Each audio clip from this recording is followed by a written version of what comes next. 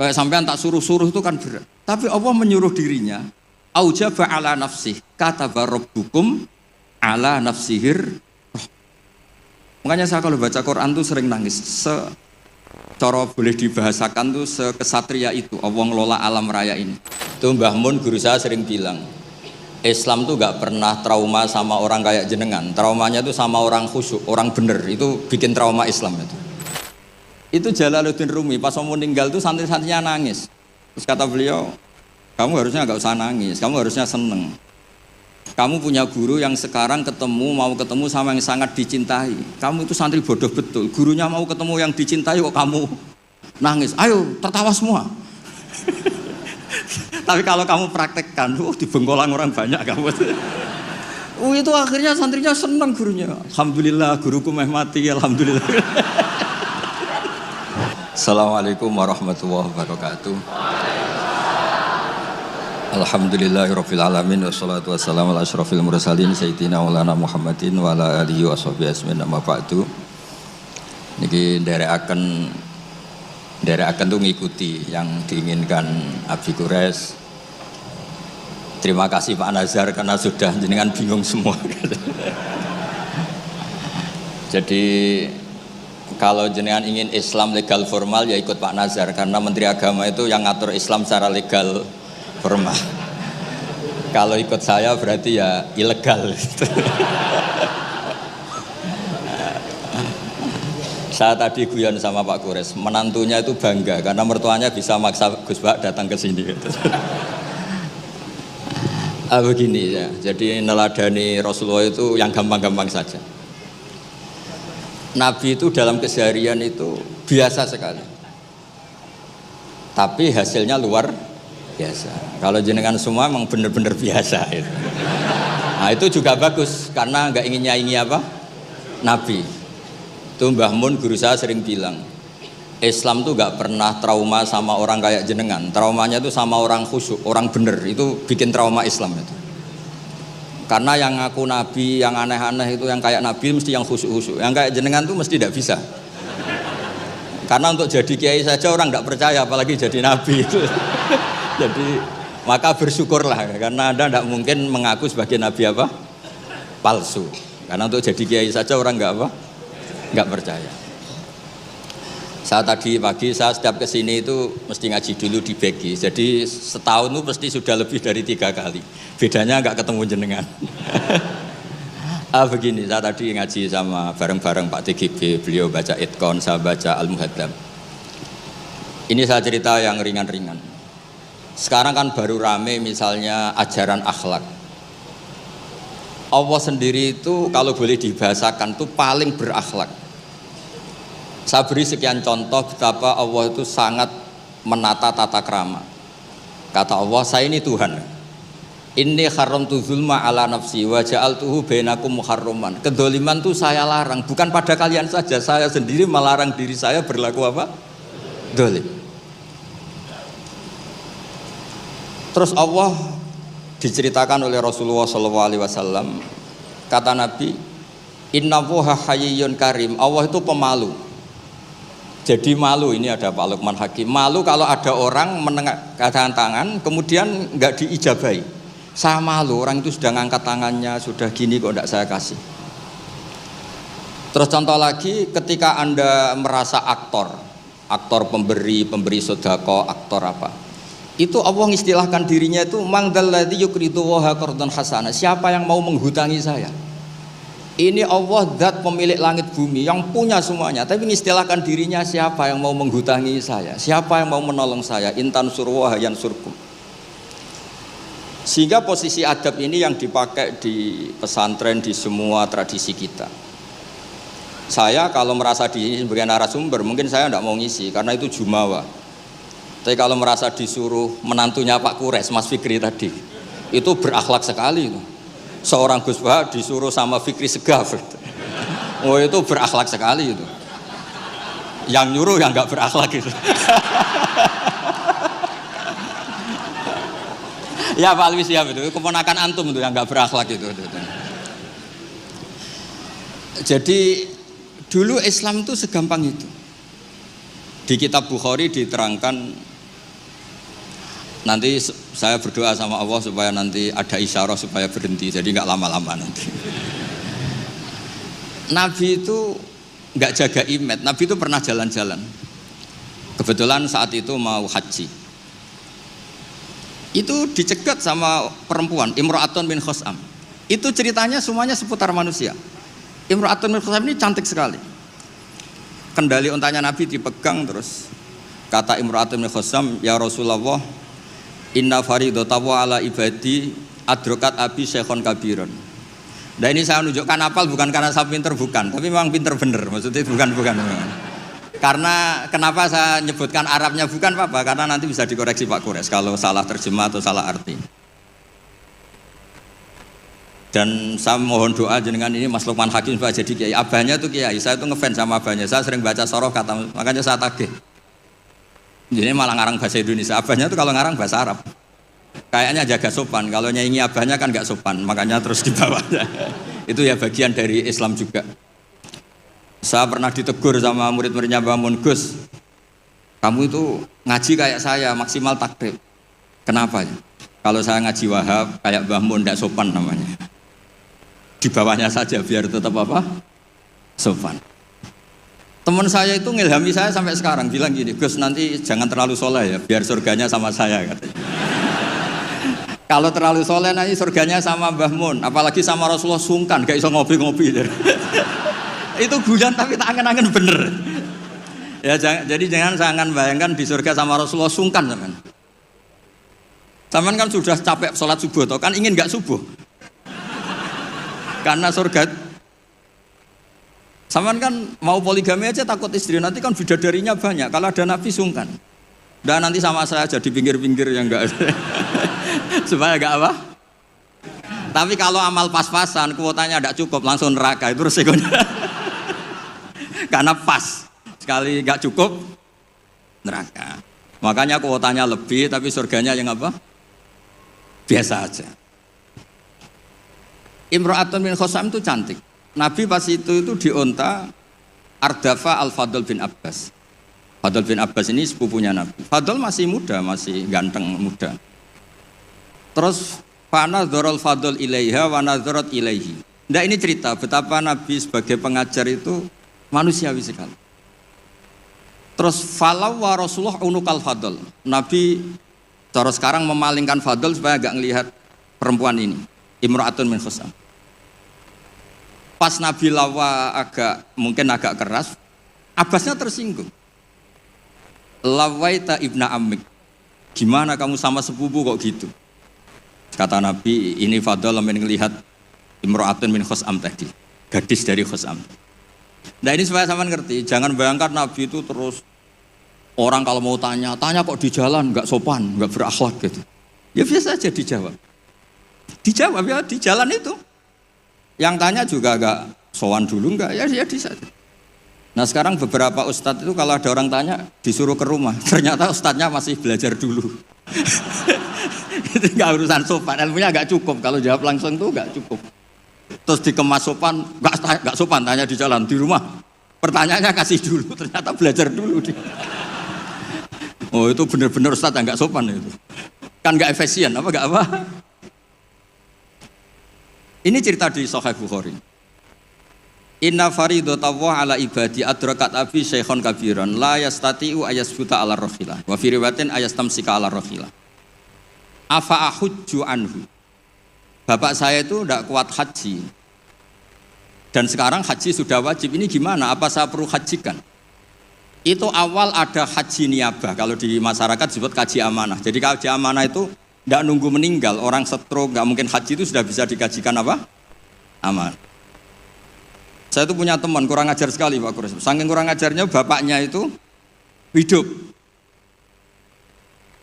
Bapak kamu kajikan plus mahal, kok kaji plus masih 400 juta. Nunggu meninggal saja kaji amanah 10 juta cukup. Wah kurang ajar betul itu. Sudah gitu masih bilang, malah infonya Gus, kalau orang Madura berani 4 juta katanya. Wah ngawur betul kamu itu katanya.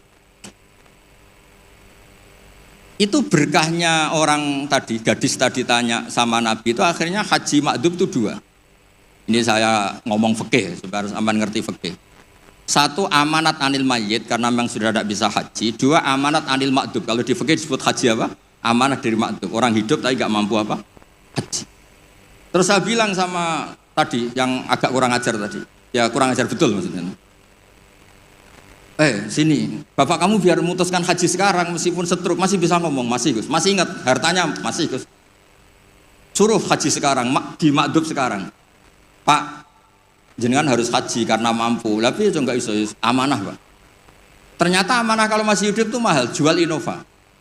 Walhasil terus sudah dihajikan amanah, orang itu meninggal. Mendingan mati Gus, murah, tadi masih mahal. Terus saya bilang gini, ini saya ngomong fikih biar Mas Fikri itu enggak salah lah, milih dewan pakar saya itu enggak salah. Memang kayaknya memang kredibel ini. Saya sudah pamit sama Abi Gures. Itu di Sajaratul Ma'arif ada babu dzikri manaqiban nafsi, babu dzikri rajuli manaqiban nafsi. Bab seseorang itu boleh menyebut kelebihan dirinya kalau itu untuk kepentingan umat. Buktinya Nabi Yusuf ngendikan inni hafidun alim, urusan keuangan pasrahkan saya, inni hafidun alim. Dan semua nabi mesti ngendikan inni lakum nasihun amin, saya ini orang yang punya niat baik.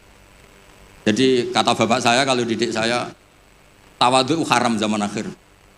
Kenapa? Karena itu bentuk gak tanggung jawab. Disuruh mimpin negara gak mau, ngimami masjid gak mau, disuruh mulang gak mau. Ternyata karena gak mau tanggung jawab. Jadi tawadhu sama gak tanggung jawab itu bedanya sedikit. Sampeyan tawadhu apa gak tanggung jawab? Iya kan banyak orang tuh gak berani nyai. Wah saya dereng sakit gini, tapi komen. Kacau itu. Saya teruskan. Sehingga dulu yang dialami Nabi itu ya biasa. Sampai di Bukhari dibabkan berkali-kali. Babul futya fit thoriq. Bab Nabi itu biasa ngasih fatwa di jalan. Ada lagi dibabkan babu hajil mar'ati anir rojuli. Biasanya di fikih itu kan pola ibadah lelaki sama perempuan kan beda. Tapi di bab haji niyabah, ini ada Buya Aksin Sakho. Itu perempuan boleh menghajikan bapaknya, makanya diulang lagi babu hajil mar'ati anir rojuli, bab perempuan menghajikan lelaki. Kayak apa luar biasanya Nabi. Jadi Nabi itu kesehariannya biasa. Makanya Anda tidak usah khawatir misalnya di pesantren atau di komunitas Jawa atau di komunitas orang Timur, orang Indonesia mendidik akhlak, takut itu terlalu apa, itu gak usah khawatir. Allah sendiri itu yang paling sopan. Sampai bilang untuk dirinya sendiri, kataba rabbukum ala nafsihir rahmah. Kataba itu mengharuskan, Allah itu mengharuskan dirinya untuk berbuat kasih sayang. Coba orang diwajib-wajibkan itu kan berat. Kayak sampean tak suruh-suruh itu kan berat. Tapi Allah menyuruh dirinya, aujaba ala nafsih, kataba rabbukum ala nafsihir. Makanya saya kalau baca Quran tuh sering nangis. Cara boleh dibahasakan tuh sekesatria itu Allah ngelola alam raya ini. Makanya dulu tuh banyak ulama itu pede. Saya tadi jagungan sama Pak Kures. Ulama dulu tuh pede. Kalau mau mati itu senengnya minta ampun, seneng sekali. Nggak kayak jenengan, hidup gak berani, mati ya gak berani itu, wah, itu kacau itu. Mati itu dulu, ini cerita orang dulu. Kenapa ada tarian Jalaluddin Ar-Rumi, tarian kematian, tapi tidak usah ditiru, nanti dianggap aliran sesat. Karena di Indonesia itu kalau aneh-aneh terus bisa di-SK aliran sesat. Meskipun Pak Menteri tadi sudah pulang, tapi kalau tahu sampean sesat langsung dikasih itu. Itu Jalaluddin Rumi, pas mau meninggal itu santri-santrinya nangis. Terus kata beliau, kamu harusnya nggak usah nangis, kamu harusnya seneng. Kamu punya guru yang sekarang mau ketemu sama yang sangat dicintai. Kamu itu santri bodoh betul, gurunya mau ketemu yang dicintai kok kamu nangis. Ayo, tertawa semua. Tapi kalau kamu praktekkan, di Bengkolang orang banyak kamu. Itu akhirnya santrinya senang gurunya. Alhamdulillah, guruku meh mati, alhamdulillah. Tapi dilihat kematian adalah awal ketemu yang dicintai. Lah begitu itu ya bersanad.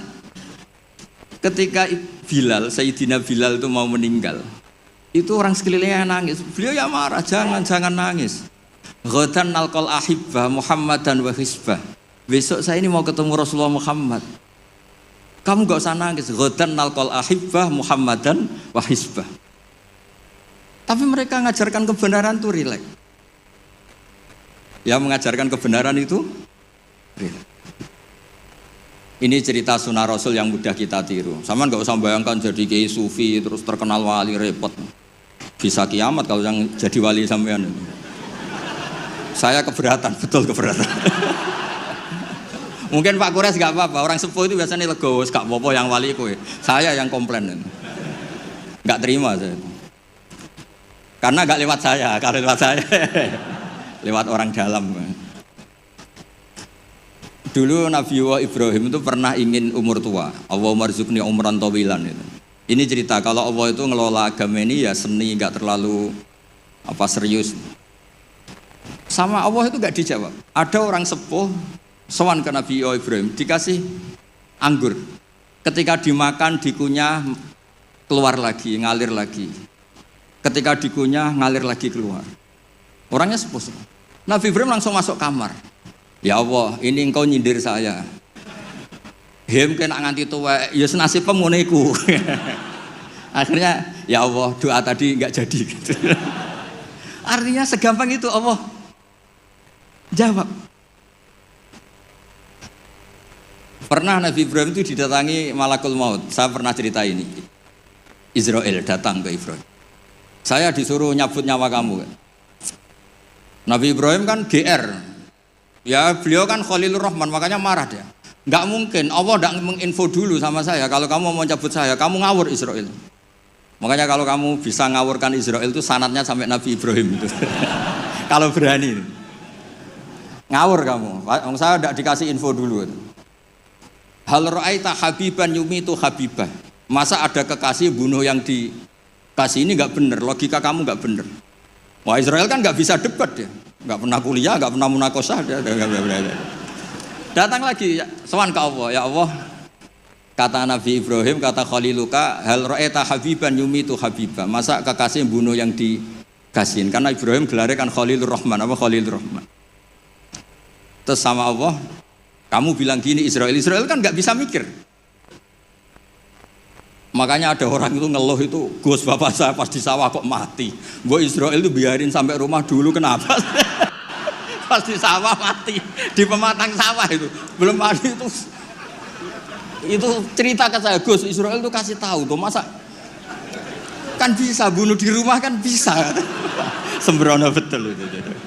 Terus saya bilang sebetulnya ada teori itu ada, tapi harus jadi nabi dulu. Masalahnya sekarang nabi sudah apa? Ditutup. Sebetulnya bisa kata saya itu. Terus akhirnya Ibrahim ini Israel dikasih tahu sama Allah. Bilang ke Ibrahim, hal ra'aita habiban yakrahu ayyalqa habibah. Dibalik logikanya. Ya Mas Lukman ya, hal ra'aita habiban yakrahu ayyalqa habibah. Masa ada kekasih tidak siap ketemu yang dikasih. Katanya kamu tuh kekasih Allah, masa ketemu tidak berani katanya. Oh, ketika langsung Nabi Ibrahim marhaban, oh ya gitu. Masalahnya Anda tidak kekasih Allah. Makanya jangan mati dulu. Nunggu di ACC jadi apa? Kekasih. Nanti baru mati. Jadi intinya beragama itu rileks. Ada diskusi, ada somasi, ada komplain. Enggak apa-apa. Yang penting ini karena merasa nyaman dengan Allah Subhanahu wa ta'ala. Makanya Nabi itu paling senang sama orang-orang desa itu. Saya ini meskipun banyak baca kitab, tapi sudah memutuskan Islam saya itu gaya Arabi, gaya orang-orang kampung sing badawa itu enggak priayi lah. Karena yang masuk surga awalan itu yang orang-orang enggak priayi itu. Karena malaikat repot tuh kalau ngadepi orang-orang enggak priayi ini. Saya pernah ada guru, ini betul ini kisah nyata, ada guru mau dipidanakan gara-gara buka tes SD loh Pak Kures, kan sudah disegel. Sama dia dibocorkan supaya santrinya lulus semua, SD-nya lulus semua. Kan dikomplain mau dipidanakan. Ya karena saya di daerah saya kan ketua suku lah termasuk itu. Walhasil musyawarah sudah sowan Gus Bak dulu. Ternyata dalilnya tuh ngawur betul. Gus, enggak apa-apa ya, buka gini enggak apa-apa. Kenapa enggak apa-apa? Wong ujian mungkar nakir dibuka kiai-kiai aja gak apa-apa, apalagi ini ujian. Ujian mungkar nakir kan sudah dibuka, amar buka. Waduh. Masa ujian SD gak boleh? Wah, kepala sekolahnya kan pusing. Jangan Gus, jangan diturutin, ini kacau, ini kacau. Ya saya bilang akhirnya, ya masalahnya kepala sekolah sama polisi itu tidak mungkar nakir. Jadi ya beda. Gitu Gus ya tak kira sama Gus. Jadi ujiannya mungkar nakir saja bisa di apa? Dibuka, bisa dibocorin. Masa ujian SD tidak boleh katanya. Makanya repot, kena orang-orang kayak gitu tuh repot. Nah orang Arabi itu logikanya seperti itu. Tapi jangan ditiru ya, tadi yang di Indonesia enggak boleh tetap kalau itu. Bisa di penjara kamu. Sudah miskin di penjara repot nanti. Sudah repot nanti. Ya kalau kaya kan rodok agak bisa gimana gitu. Kalau miskin kan agak susah itu. Ya agak gimana ya agak gimana-mana pokoknya kalau itu segampang itu. Ada orang Arabi tadi saya jagungan sama Pak Kures. Tanya sama Allah, Rasul, ya Rasulullah, man tawalla hisabi, nanti yang ngurusi hisab saya itu siapa? Kata Nabi, Allah. Allah binafsi, Allah sendiri yang menghisab, bukan malaikat, bukan. Iya, jadam. Orang Arabi itu fawallah, orang itu langsung, ya sudah Nabi saya mau pulang, sambil tertawa-tawa. Sama Nabi dipanggil, weh Arabi, kenapa kamu tertawa-tawa? Jawabnya lucu. Kenangan saya dengan Allah di dunia itu baik-baik saja. Maka nanti di akhirat juga baik-baik saja. Kalau sama malaikat saya tidak punya kenangan. Loh itu Nabi komentar itu fakuhal Arabi, kamu pinter yo gitu. Makanya kamu harus yakin kalau nanti ketemu Allah itu baik-baik. Buktinya kita di dunia tanpa prestasi ya baik-baik saja. Kita penuh problem, Allah ya baik-baik saja. Kok enggak terus makhluk tanpa ada gunanya keluar dari bumiku ya. Nah itu penting. Jadi Allah itu suka. Makanya ada hadis ana indadzoni abdi, saya ini terserah cara pandang hamba. Ini yang terakhir meskipun belum disemprit Pak Kures. Sudah dapat izin. Di kitab Ihya, saya berkali-kali cerita ini. Kitab Ihya itu meskipun hadisnya banyak yang nyoal, tapi kitab itu kitab keramat. Makanya ada pensara Ihya namanya Sayyid Zabidi itu. Beliau sering ngendikan hadal hadis min haisul matnu dhaif lakinnahu masyhurun wa yu'adituhu fil makna al ahadits as-sahihah. Jadi intinya itu hadis ini secara teks memang masalah, tapi secara makna dikuatkan oleh sekian riwayat-riwayat yang apa? Sahihah. Jadi yang dhaifnya itu hanya min haisul lafdu atau hadal lafdu bi ini masalah, tapi min haisul makna itu enggak masalah. Ada orang itu sudah di neraka 2, dipanggil sama Allah ke surga. Allah itu tanyanya unik. Ini di terakhir kitab Ihya di kitab Ar-Raja. Gimana rasanya di neraka? Karena di neraka ditanya sama Allah. Wah, enggak enak Gusti.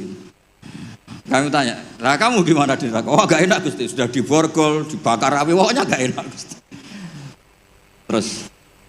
Terus yang satu disuruh, ya sudah kembali lagi ke neraka. Itu lari semangatnya minta ampun, lari ke neraka. Semuanya minta ampun. Marhaban ya Allah, ya sudah lari ke neraka. Lah kan dia wih kok semangat gitu. Terus dipanggil sama Allah, kenapa kamu semangat masuk neraka? Karena ini perintah engkau. Saya sampai masuk neraka itu gara-gara kalau engkau perintah tidak pernah nurut. Makanya kali ini saya nurut. Lari ke neraka. Ya sekaligus ini ijazah. Nanti kalau disuruh ke neraka lari sekencang saya ini sudah trauma, sudah nyesal. Karena dulu ketika engkau perintah saya tidak pernah nurut, makanya saya semangat gitu, nurut, karena ini perintah jenengan. Terus pas lari kencang neraka sama Allah dipanggil lagi. Ya sudah, kamu anak baik, di sini aja. Nah khawatir saya nanti kalau kamu lari ke neraka sama Allah dibiarin.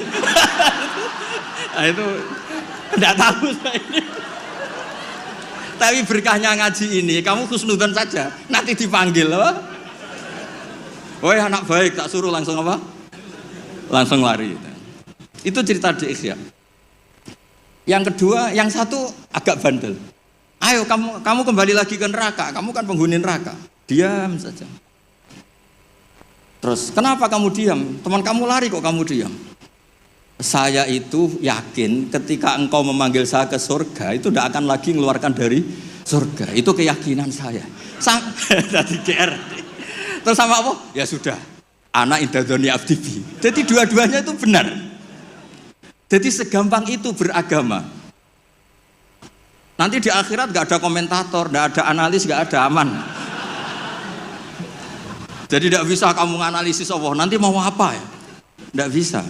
Apalagi masuk TV, gak bisa. Jadi hubungan dengan Allah itu segampang itu. Nah, saking gampangnya hubungan dengan Allah itu Nabi pernah bikin MOU sama Allah, dan itu yang dipakai seluruh kiai di seluruh dunia, di semua kitab. Ya Allah, manusia itu kan tempat salah dan lupa. Bu ya Allah, jangan langsung menghisab kalau ada manusia salah dan lupa. Loh, itu sama Allah diturutin. Makanya Nabi ngendikan, uqtitu khamsan lam yu'tahunna ahadun qabli. Di antara yang disebut tuh khawatimu suratil Baqarah. Coba kita ini disuruh Nabi dan dilegalkan Allah. Enggak terima menteri agama, yang legalkan Allah Subhanahu wa taala ini.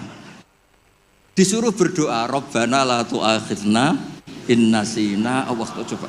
Doa itu kan agak ngawur sebetulnya. Masa lupa atau salah minta dimaklumi.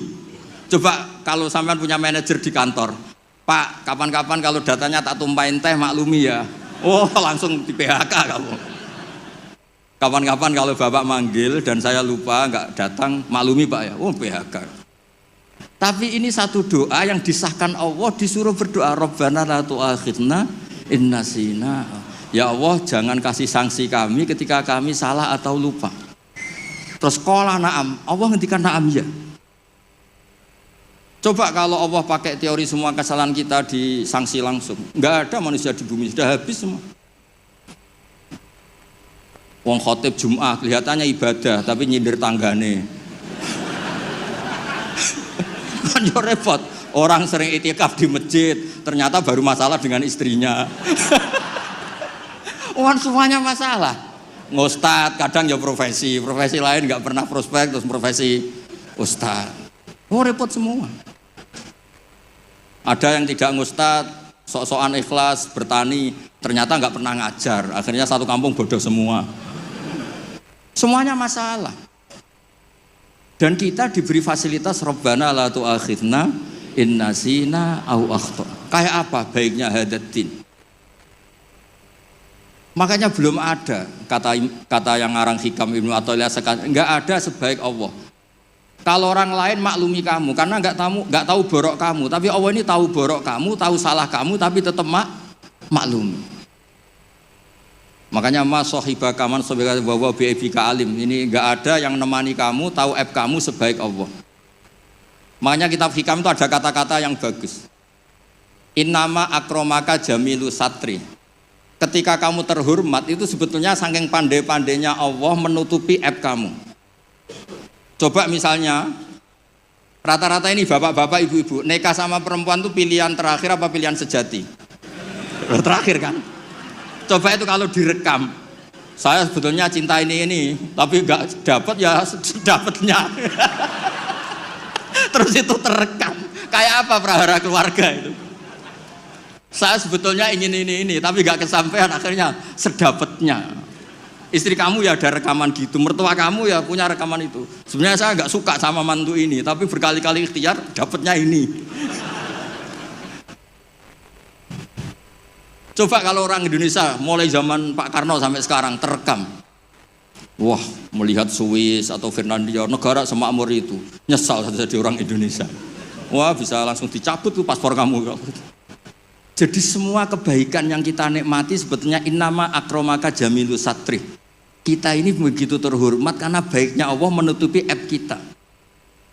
Coba kalau aib kita dibuka, cara diskusi kita, logika kita dibuka. Ya contoh gampang suami istri tuh. Rata-rata orang nikah itu pilihan terakhir apa pilihan sejati? Loh, jujur semua.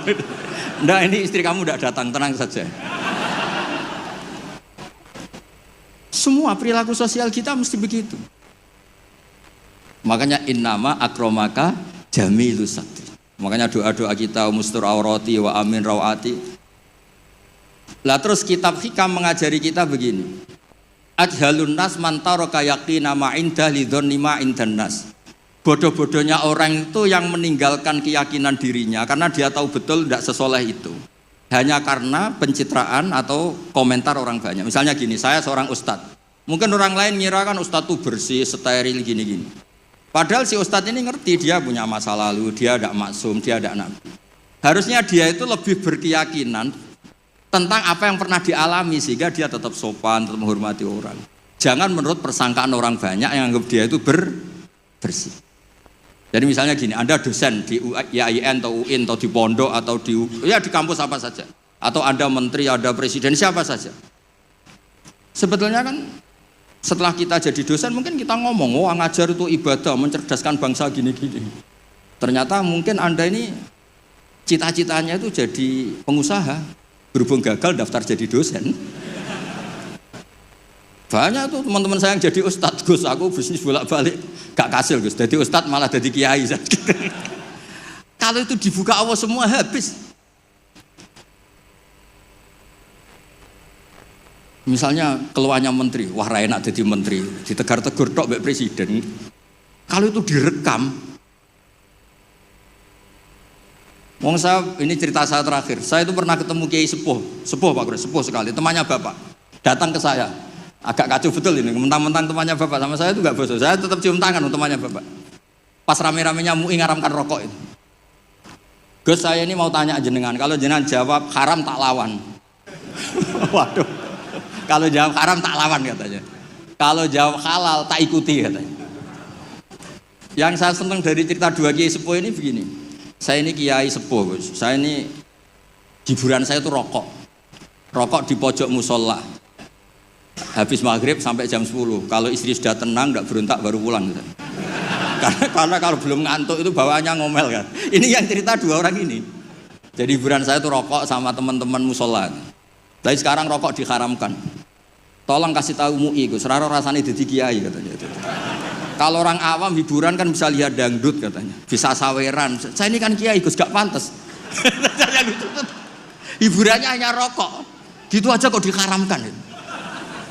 Ya sudah bah, halal kata saya. Oh itu senengnya bukan main.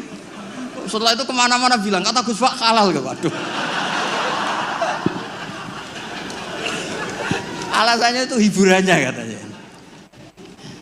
Jadi saya semenjak jadi kiai itu ya sering dapat orderan fikih itu.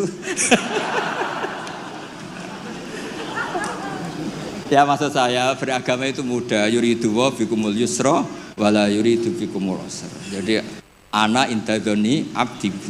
Makanya sampean harus yang senang, yang ceria. Karena ini untuk ngelawan setan.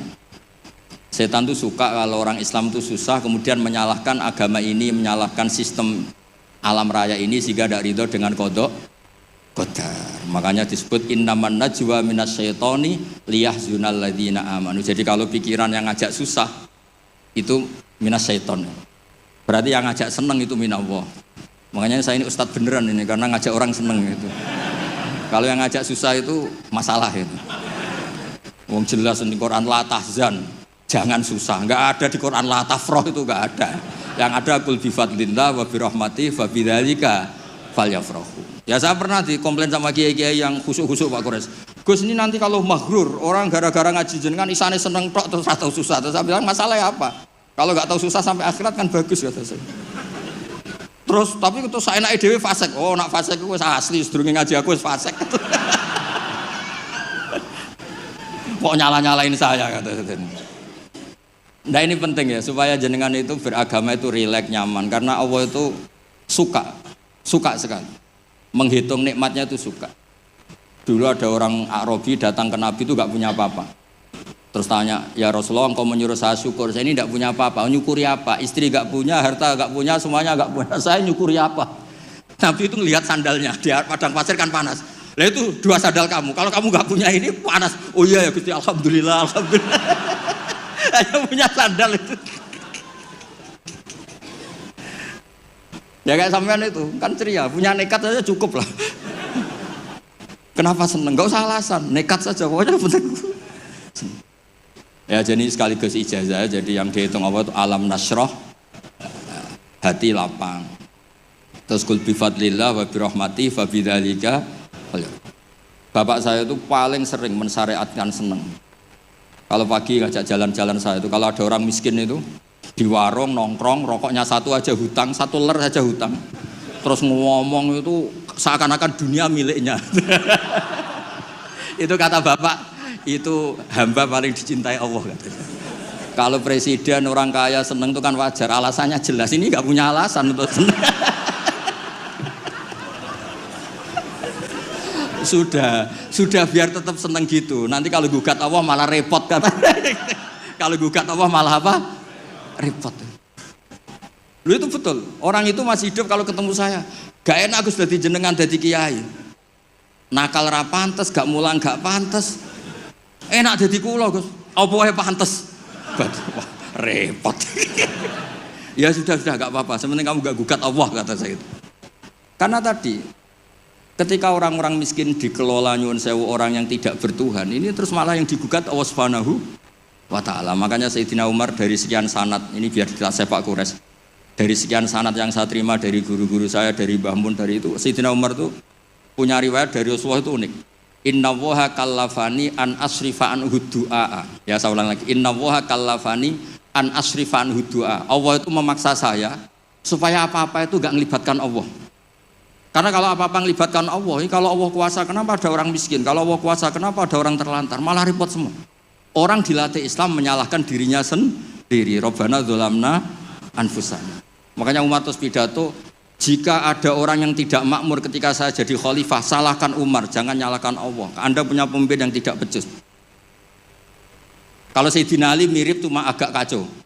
Diskusinya agak kacau. Tapi kacau ilmiah tetap bagus. Ada orang ngelapor, ya Ali, ketika kita dipimpin Umar, dipimpin Abu Bakar, Umar baik. Kenapa setelah engkau pimpin kacau? Konflik, kata Ali. Ketika Abu Bakar, Umar mimpin, itu rakyatnya baik-baik kayak saya. Pas saya mimpin, rakyatnya kayak kamu.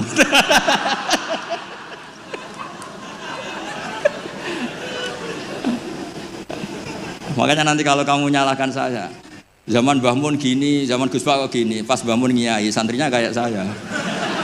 Pas saya ngiai, santrinya kayak kamu.